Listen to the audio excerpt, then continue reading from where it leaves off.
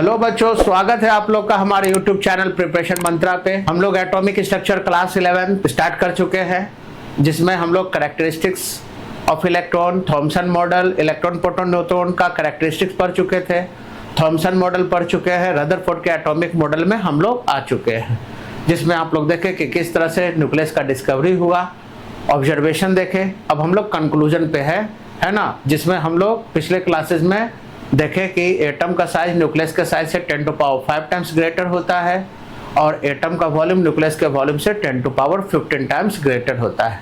आज हम लोग डेंसिटी ऑफ न्यूक्लियस की बात करेंगे, ठीक है। यानी नेक्स्ट पॉइंट नंबर 6 की अगर बात करें तो न्यूक्लियस का डेंसिटी कैसे निकलेगा, ठीक है। रदरफोर्ड के एटॉमिक मॉडल में भी हम लोग हैं, इसमें हम लोग न्यूक्लियस के डेंसिटी की अगर हम लोग बात कर ले कि न्यूक्लियस का डेंसिटी कैसे निकलेगा, तो डेंसिटी निकालने के लिए हम लोग को क्या चाहिए? डेंसिटी निकालने के लिए हमको मास चाहिए। किसका मास भाई? तो न्यूक्लियस का डेंसिटी निकालना है तो न्यूक्लियस का मास और बाई वॉल्यूम ऑफ न्यूक्लियस, ठीक है।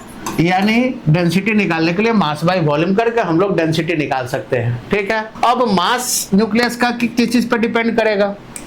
तो न्यूक्लियस का मास जो है वो न्यूक्लियस में मौजूद प्रोटॉन और न्यूट्रॉन के मास पर डिपेंड करेगा।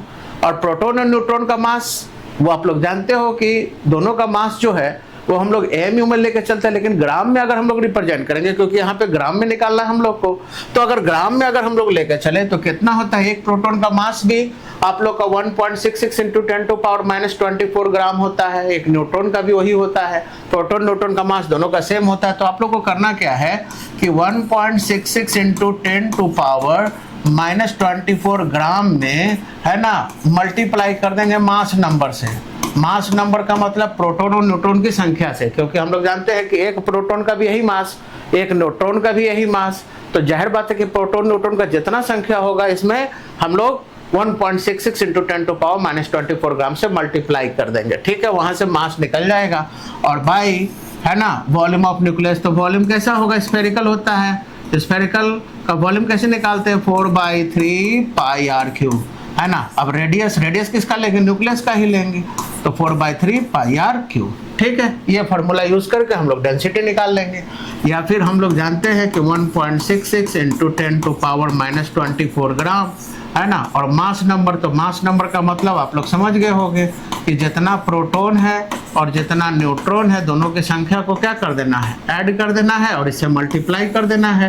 तो ये हो जाएगा 4/3 इंटू पाई का वैल्यू कितना लेंगे? 22/7 इंटू रेडियस ऑफ न्यूक्लियस, ठीक है।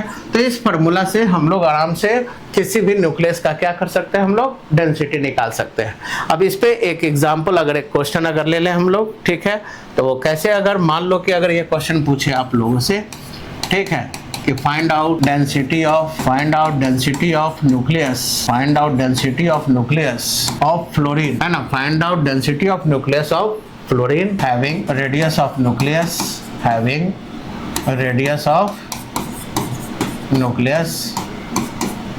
न्यूक्लियस दिया हुआ है, रेडियस ऑफ न्यूक्लियस दिया हुआ 5 इंटू 10 टू पावर -13 सेंटीमीटर, ठीक है।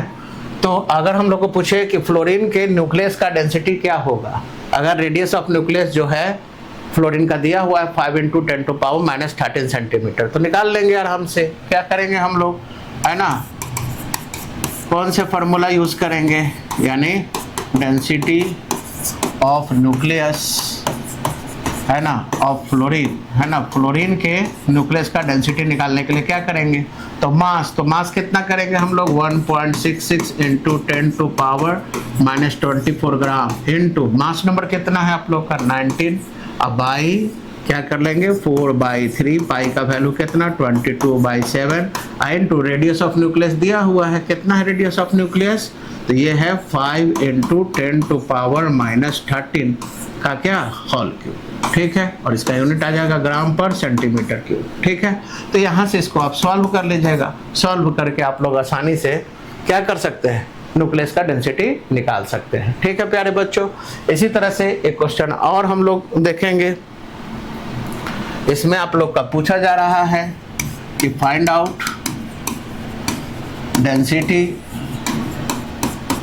Of nucleus find out density of nucleus of calcium, है ना, सिर्फ इतना दिया हुआ है। इसका रेडियस ऑफ न्यूक्लियस नहीं दिया हुआ प्यारे बच्चों, इसमें सिर्फ कैल्शियम का न्यूक्लियस का डेंसिटी निकालना। कैसे निकालोगे, कैसे सॉल्व करोगे, तो आप लोग जानते हो कि सिंपल फार्मूला आपके पास क्या है। तो डेंसिटी ऑफ न्यूक्लियस निकालने का फार्मूला क्या है आप लोगों का, तो डेंसिटी ऑफ न्यूक्लियस जो है, डेंसिटी ऑफ न्यूक्लियस कैसे निकलेगा, है ना, कैल्शियम का निकालना है, कैल्शियम का निकालना है। तो कितना हो जाएगा आप लोग का, तो यहाँ पे आप लोग को क्या चाहिए, मास चाहिए, यानी 1.66 इंटू 10⁻⁻24 ग्राम इंटू मास नंबर। तो मास नंबर तो आपको पता है कि 40 है, बाई क्या हो जाएगा 4/3, है ना, 4/3 इंटू पाई का वैल्यू 22/7। अब रेडियस ऑफ न्यूक्लियस तो यहाँ नहीं दिया हुआ है, तो रेडियस ऑफ न्यूक्लियस नहीं दिया हुआ है, तो आपको पता है कि रेडियस ऑफ न्यूक्लियस कैसे निकलता है। तो रेडियस ऑफ न्यूक्लियस अगर निकालना है तो रेडियस ऑफ न्यूक्लियस का फॉर्मूला क्या है, 1.33 इंटू 10⁻⁻13 इंटू a पे पावर 1/3, है ना। तो मास नंबर इसका कितना है 40, तो 40 पे पावर 1/3, है ना, ये फार्मूला है आप लोग का। तो इस फार्मूला को अगर हम लोग यूज करें, ठीक है, तो यहाँ पे यही वैल्यू को अगर रखें तो ये कितना हो जाएगा, है ना। तो ये क्या है, रेडियस है, तो हमको तो 4/3 पाई आर का होल क्यों लेना है, यानी इसका होल क्यों लेना होगा।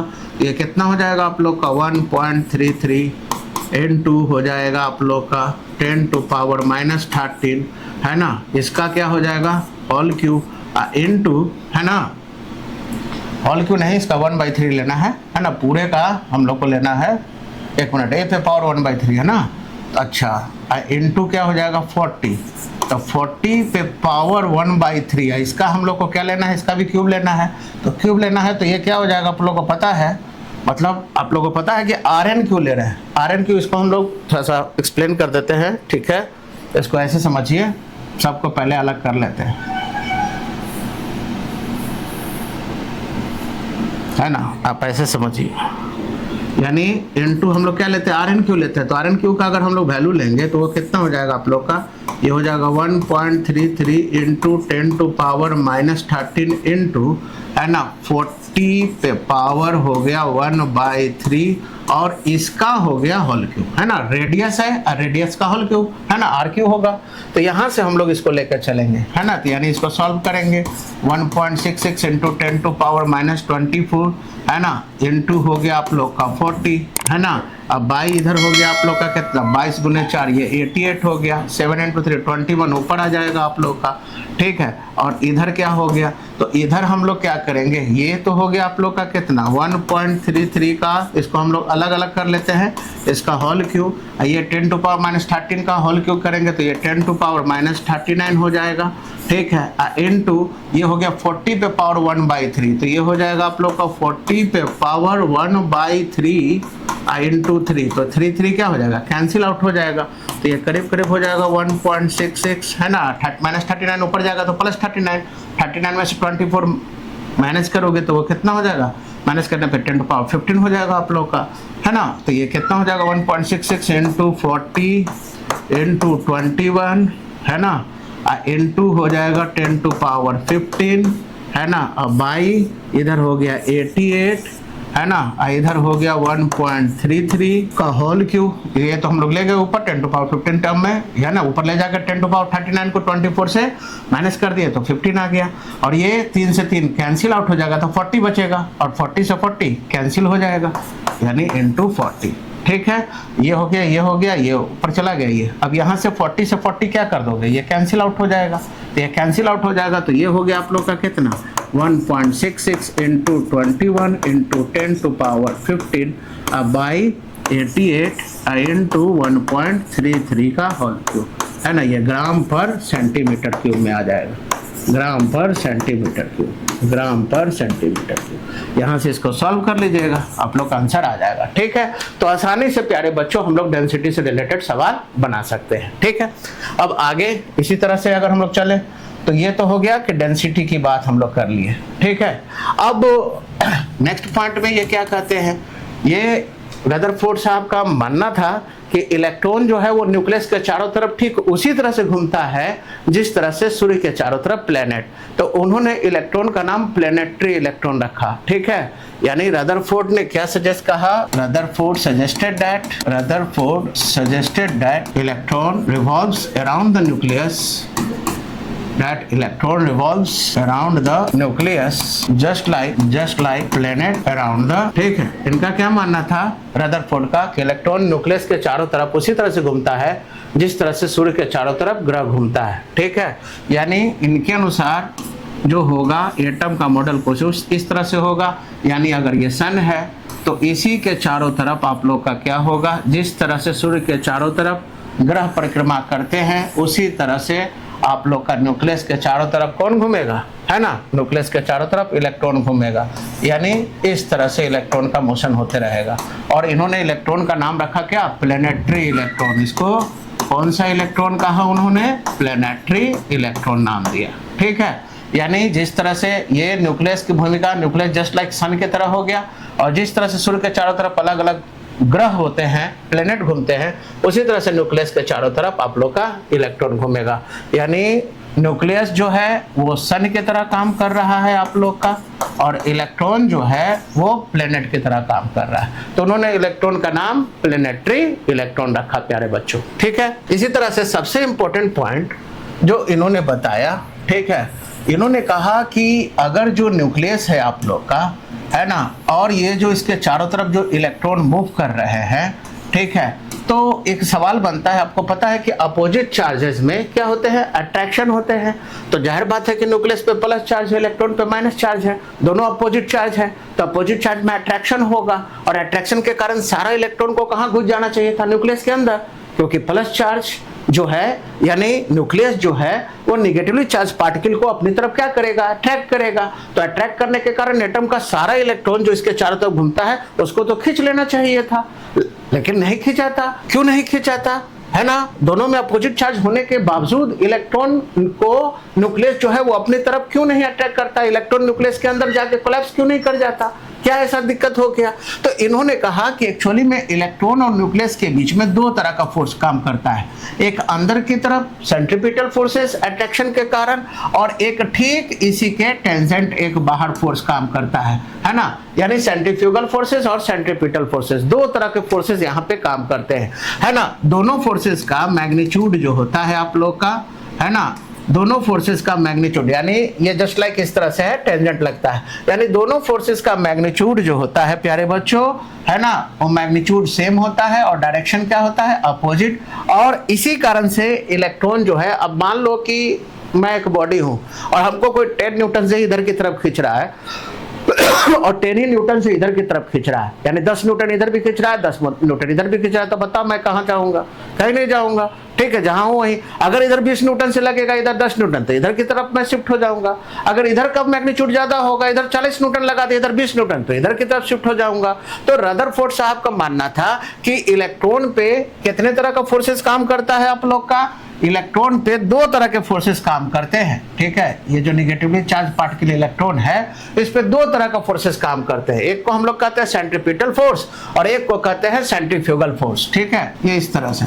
और दोनों फोर्सेस का मैग्नीट्यूड जो होता है वो इक्वल होता है, लेकिन डायरेक्शन अपोजिट होने के कारण रिजल्टेंट का वैल्यू क्या हो जाता है, जीरो हो जाता है। और इसी रिजल्टेंट का वैल्यू जीरो होने के कारण इलेक्ट्रॉन अंदर की तरफ जाता है ना, बाहर। हाँ, इलेक्ट्रॉन अंदर की तरफ कब हो जाता है, जब उसका वेलोसिटी जीरो होता। अगर इस इलेक्ट्रॉन का वेलोसिटी जीरो हो जाता तो सेंट्रीफ्यूगल फोर्स जीरो हो जाता, सेंट्रीफ्यूगल फोर्स जीरो हो जाता तो सिर्फ सेंट्रीपिटल फोर्स होता, और सेंट्रीपिटल फोर्स क्या करता, उस इलेक्ट्रॉन को अपनी तरफ अट्रैक्ट कर लेता। तो दो तरह का फोर्सेस काम करता है यहाँ पे, है ना, यानी हम लोग कह सकते हैं कि दो तरह का फोर्सेस काम करता है। There are two types of forces, there are two types of forces acted between nucleus and an electron, that is centripetal force and centrifugal force, है ना, which are equal in magnitude but opposite in direction, direction, so they are counterbalanced by each other. So they are counterbalanced. So they are counterbalanced by each other. एक दूसरे के द्वारा क्या किया जाएगा? Counter balance कर देता है। ठीक है, तो इसका मतलब है कि अगर सेंट्रीपिटल फोर्स एक्शन है, अगर सेंट्रीपिटल फोर्स को अगर हम लोग एक्शन कहें तो सेंट्रीफ्यूगल फोर्स जो है वो क्या हो गया? वो रिएक्शन हो गया आप लोग का, है ना? ये ध्यान में रखिएगा। तो एक तरफ अगर एक्शन हो रहा है तो दूसरी तरफ रिएक्शन हो रहा है, रिजल्टेंट का वैल्यू क्या हो जाएगा? आप लोग का 0 होगा। इसलिए इलेक्ट्रॉन अंदर की तरफ जाता है ना, बाहर की तरफ। और आप लोग को पता है कि सेंट्रीपिटल फोर्स कैसे निकालेंगे? तो सेंट्रीपिटल फोर्स निकालने के लिए हम लोग क्या करेंगे? इसका फॉर्मूला होता है kZd²/r², है ना? कैसे निकालेंगे kZd²/r², है ना? तो ये याद रखिएगा। पहले आप लोग को बता दें कि kZd²/r² ये सेंट्रीपिटल फोर्स हो गया, एंड सेंट्रीफ्यूगल फोर्स कितना हो जाएगा? ये हो जाएगा mv²/r। ठीक है, ये याद रखिएगा। और ये दोनों बराबर होता है मैग्नीट्यूड में, यानी सेंट्रीपिटल फोर्स और सेंट्रीफ्यूगल फोर्स दोनों का मैग्नीट्यूड आपस में क्या होता है? बराबर। तो याद रखिएगा centripetal force kZd²/r² and centrifugal force जो होता है वो mv²/r होता है। ठीक है, तो आइए इसको देख लेते हैं, है ना? सेंट्रीपिटल फोर्स क्या है? जैसे मान लो ये न्यूक्लियस है और यहाँ पे कोई इलेक्ट्रॉन है, नेगेटिवली चार्ज पार्टिकल, तो दोनों के बीच में क्या होगा? अट्रैक्शन होगा। दोनों के बीच का डिस्टेंस मान लो कितना है आप लोग का?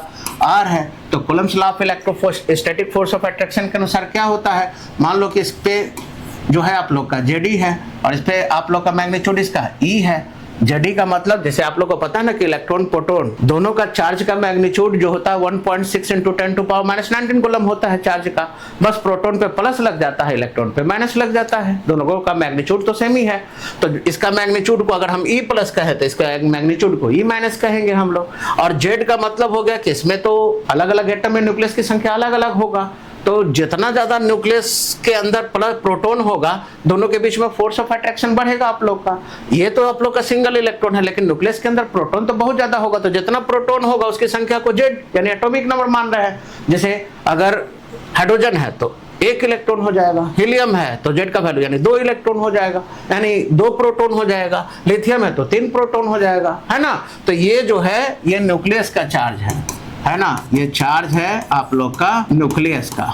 ठीक है, तो इसका मतलब है कि Zd का मतलब हो गया आप लोग का कि नंबर ऑफ प्रोटॉन, है ना? E का मतलब आप लोग जो इलेक्ट्रॉन का चार्ज है वही प्रोटॉन का चार्ज है, मतलब मैग्नीट्यूड सेम है, केवल आप लोग का साइन अलग अलग है ना? इलेक्ट्रॉन में नेगेटिव चार्ज लगाते हैं, प्रोटॉन में पॉजिटिव चार्ज लगाते हैं। तो यहाँ पे अगर हम लोग यूज करेंगे Coulomb's law of electrostatic force of attraction, तो इलेक्ट्रोस्टैटिक फोर्स ऑफ अट्रैक्शन क्या होता है आप लोग का? तो ये product of the magnitude of the charges होता है, यानी Zd × E and inversely proportional to the square of the distance. तो दोनों के बीच का डिस्टेंस कितना है? R है ना? मतलब अगर डिस्टेंस ज्यादा होगा तो फोर्स ऑफ अट्रैक्शन कम होगा, इनवर्सली प्रोपोर्शनल, एंड अगर मैग्नीट्यूड अगर ज्यादा होगा तो फोर्स ऑफ अट्रैक्शन ज्यादा होगा। यानी मैग्नीट्यूड ज्यादा यानी जितना ज्यादा प्रोटॉन जितना ज्यादा इलेक्ट्रॉन की संख्या होगा दोनों के बीच में अट्रैक्शन होगा, और दोनों के बीच का डिस्टेंस अगर बढ़ाएंगे तो अट्रैक्शन क्या होगा? कम होगा। ठीक है, तो इसी को आगे अगर बढ़ाए तो ये क्या हो जाएगा? प्रोपोर्शनल का साइन हटाएंगे तो कांस्टेंट डालते हैं, मान लो K है प्रोपोर्शनलिटी कांस्टेंट, तो ये क्या हो जाएगा? kZe²/r², है ना? तो दिस इज आप लोग का कौन सा फोर्स? इसी को हम लोग कहते हैं सेंट्रीपिटल फोर्स। तो सेंट्रीपिटल फोर्स कैसे निकल जाएगा? kZe²/r²। और K का वैल्यू आप लोग को पता है, ये प्रोपोर्शनलिटी कांस्टेंट है। K का वैल्यू कितना होता है? 1/4πε0, है ना? जहाँ पे ε0 क्या होता है आप लोग का? परमिटिविटी होता है एयर और स्पेस का, है ना? This is permittivity of air और स्पेस, है ना? और आपको पता है कि K का वैल्यू जो है CGS में, है ना? K का वैल्यू कितना लेते हैं हम लोग? 1, और SI में K का वैल्यू आप लोग का कितना होता है? 9 × 10⁹ न्यूटन मीटर स्क्वायर पर कूलम्ब स्क्वायर। ठीक है, ये याद रखना है आप लोग को। ठीक है, और यहाँ पे आप लोग को पता है Z हो गया नंबर ऑफ प्रोटॉन, E हो गया इलेक्ट्रॉन, R हो गया आप लोग का रेडियस। तो यहाँ से हम लोग निकाल लेंगे सेंट्रीपिटल फोर्स का वैल्यू। ठीक है, दिस इज सेंट्रीपिटल फोर्स। अब रह गया सेंट्रीफ्यूगल फोर्स की बात कर रहे हैं, तो सेंट्रीफ्यूगल फोर्स जो है ना, ये कैसे निकलेगा आप लोग का? तो mv²/r होता है। इसका फॉर्मूला क्या होता है आप लोग का?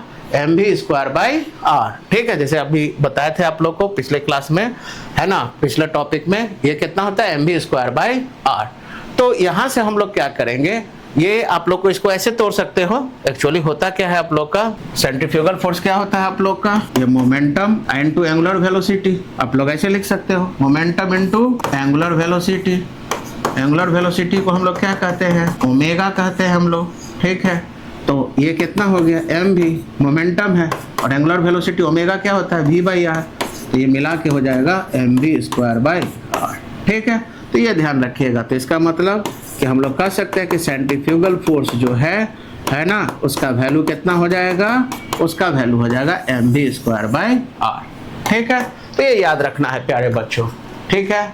तो आप लोग को पता चल गया कि न्यूक्लियस के अंदर है ना आप लोग का जो है वो प्रोटॉन न्यूट्रॉन दोनों होता है, लेकिन चार्ज आप लोग का प्रोटॉन ही पे होता है। तो न्यूक्लियस और इलेक्ट्रॉन एक दूसरे के बीच में क्या होता है, अट्रैक्शन। लेकिन इस अट्रैक्शन के बावजूद इलेक्ट्रॉन अंदर की तरफ क्यों नहीं जाता, क्योंकि इलेक्ट्रॉन में मोशन होता है, वेलोसिटी होता है, और वेलोसिटी के कारण एक फोर्स बाहर की तरफ टेंजेंट लगता है जिसको हम लोग सेंट्रीफ्यूगल फोर्स कहते हैं, और इसका मैग्नीट्यूड सेंट्रीपिटल फोर्स के मैग्नीट्यूड के बराबर होता है। इसलिए इलेक्ट्रॉन ना अंदर जाएगा ना इलेक्ट्रॉन बाहर जाएगा, ठीक है। अगर अंदर वाला अगर वेलोसिटी कम हो गया इलेक्ट्रॉन का, तो वेलोसिटी कम हो जाएगा तो क्या हो जाएगा आप लोग का, सेंट्रीफ्यूगल फोर्स कमजोर हो जाएगा, सेंट्रीपिटल फोर्स हावी हो जाएगा और इलेक्ट्रॉन अंदर की तरफ खिंचाने लगेगा। अगर वेलोसिटी बढ़ा देंगे तो सेंट्रीफ्यूगल फोर्स ज्यादा हो जाएगा, सेंट्रीपिटल फोर्स का मैग्नीट्यूड वही रहेगा कांस्टेंट। तो वेलोसिटी बढ़ने के कारण क्या होगा, अगर हम किसी एटम को अगर बाहर से एनर्जी देंगे तो इलेक्ट्रॉन का काइनेटिक एनर्जी बढ़ेगा, उसका वेलोसिटी बढ़ेगा, वेलोसिटी बढ़ने के कारण सेंट्रीफ्यूगल फोर्स बढ़ेगा, इसलिए इलेक्ट्रॉन न्यूक्लियस के करीब नहीं बल्कि न्यूक्लियस से दूर चला जाएगा। तो ये ध्यान में रखना है आप लोग का। तो यहाँ पे हम लोग रदरफोर्ड का atomic model alpha scattering experiment के मदद से समझ गए कि क्या क्या उसमें मेन पॉइंट्स है आप लोग का। तो ये हम लोग ध्यान देंगे। तो उसमें मेन पॉइंट्स में आप लोग यही जाने कि एटम स्फेरिकल होता है, एटम का ज्यादातर पार्ट खाली होता है, एटम में एक सेंट्रल पोर्शन होता है जिसमें उस एटम का सारा मास मौजूद रहता है जिसको न्यूक्लियस कहते हैं। एटम का साइज न्यूक्लियस के साइज से 10⁵ टाइम्स ग्रेटर होता है। एटम का वॉल्यूम न्यूक्लियस के वॉल्यूम से 10⁵ टाइम्स ग्रेटर होता है ना। इलेक्ट्रॉन न्यूक्लियस के चारों तरफ उसी तरह से घूमता है जिस तरह से सूर्य के चारों तरफ प्लेनेट, इसलिए इलेक्ट्रॉन का नाम उन्होंने प्लेनेटरी इलेक्ट्रॉन रखा।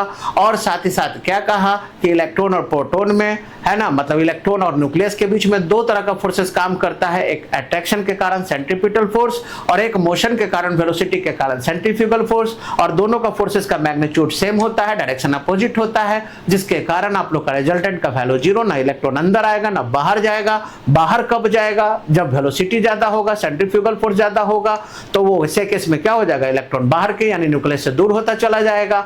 अगर वेलोसिटी कम हो जाएगा तो वेलोसिटी कम हो जाएगा तो इलेक्ट्रॉन किधर की तरफ चला जाएगा, न्यूक्लियस की तरफ शिफ्ट हो जाएगा, क्योंकि सेंट्रीफ्यूगल फोर्स कमजोर हो जाएगा, सेंट्रीपिटल फोर्स भी स्ट्रांग हो जाएगा। तो इसी के आधार पे हम लोग इसका बाद में लिमिटेशन देखते हैं, क्योंकि यही बात यहाँ पे आप लोग का इसका डिमेरिट में शामिल हुआ कि अगर किसी इलेक्ट्रॉन का वेलोसिटी रेडिएशन के दौरान, अगर रेडिएशन का शिकार हो जाए इलेक्ट्रॉन, जो कि होगा ही, तो रेडिएशन के दौरान अगर एनर्जी लूज करेगा तो इलेक्ट्रॉन का वेलोसिटी धीरे धीरे क्या होता जाएगा, कम होता जाएगा, क्योंकि काइनेटिक एनर्जी कम होगा। काइनेटिक एनर्जी कम होगा तो वेलोसिटी कम होगा, और वेलोसिटी जब कम होगा तो वैसे केस में सेंट्रीफ्यूगल फोर्स कमजोर होता जाएगा, सेंट्रीपिटल फोर्स स्ट्रांग होता जाएगा, और इलेक्ट्रॉन जो है वो न्यूक्लियस की तरफ खिंचता चला जाएगा। और एक समय ऐसा आ सकता है कि इलेक्ट्रॉन न्यूक्लियस के अंदर घुस जाएगा, यानी एटम कोलैप्स कर जाएगा, लेकिन ऐसा तो होगा नहीं। तो इसलिए रदरफोर्ड के इस पॉइंट पे रदरफोर्ड के एटॉमिक मॉडल को बाद में अनस्टेबल मॉडल ठहरा दिया गया। ठीक है बच्चों, तो आशा करते हैं कि आप लोग को ये टॉपिक समझ में आया होगा। अगले क्लास में हम लोग लिमिटेशंस या ड्रॉबैक्स पे बात करेंगे और कुछ और चीज़ों को जानेंगे। तो इसी तरह के वीडियो को ज़्यादा से ज़्यादा देखने के लिए चैनल को सब्सक्राइब कीजिए, वीडियो को लाइक कीजिए, शेयर कीजिए और बने रहिए प्रिपरेशन मंत्रा के साथ।